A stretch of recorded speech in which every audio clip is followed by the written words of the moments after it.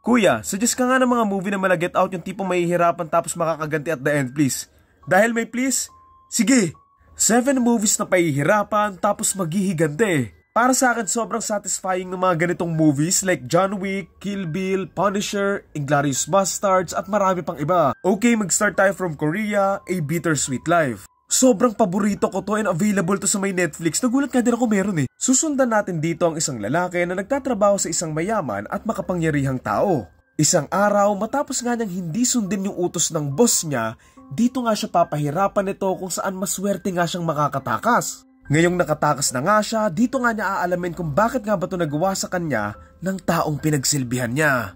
Next, Revenge. Tungkol ito sa isang babae na sasama sa isang lalaki sa bahay nito sa gitna ng isang disyerto. Habang nandun sila, dito nga may darating pang iba pang mga lalaki na magdadala nga ng bangungot doon sa may babae na pagsasamantalahan at sinubukan nga siyang bawian ng buhay. Pero somehow nabuhay nga siya kahit sobrang lala na nga na nangyari sa kanya at dito na nga siya magpapagaling at maghihigante sa mga lalaking bumaboy sa kanya. Next, The Count of Monte Cristo. Batang Henry Cavill palang sulit na tong movie na to eh.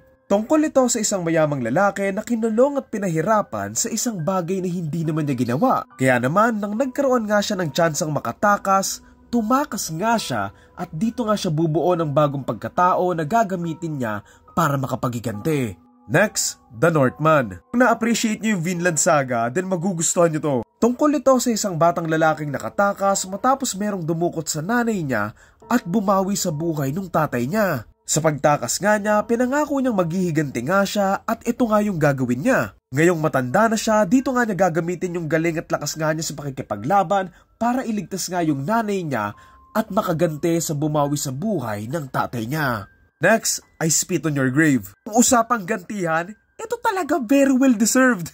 Isang writer ang pupunta sa isang cabin sa gitna ng gubat para sumulat ng bagong libro niya. Pero sa hindi inaasahang pangyayari, biglang may papasok ng mga masasamang tao doon sa loob ng bahay at dito na nga may gagawin sa kanyang mga kababuyan. Dahil nga inakala nilang wala ng buhay itong babae na to, dito na nga siya makakatakas at maghihigante sa mga madudugong paraan. Next, Django Unchained. Tungkol ito kay Django na pinalaya ng isang bounty hunter matapos siyang gawing alipin. Dahil dito, magiging magkasama na nga sila at dito na nga sila mga hunting ng mga kriminal at sa paghahanap nga nila, dito rin nila mahahanap yung taong mahalaga at galing sa nakaraan ni Django. Pangalawa sa huli, Gladiator. Si Maximus ay isang magaling na general na tatrayidorin ng anak ng emperor nila na babawi nga sa buhay ng asawa at anak niya. Sa galit ni Maximus sa ginawa nga sa kanya at sa pamilya niya, dito na nga niya gugustuhin gumante kung saan siya magiging magaling na gladiator at dito nga siya mapapalapit sa taong sumira sa buhay niya.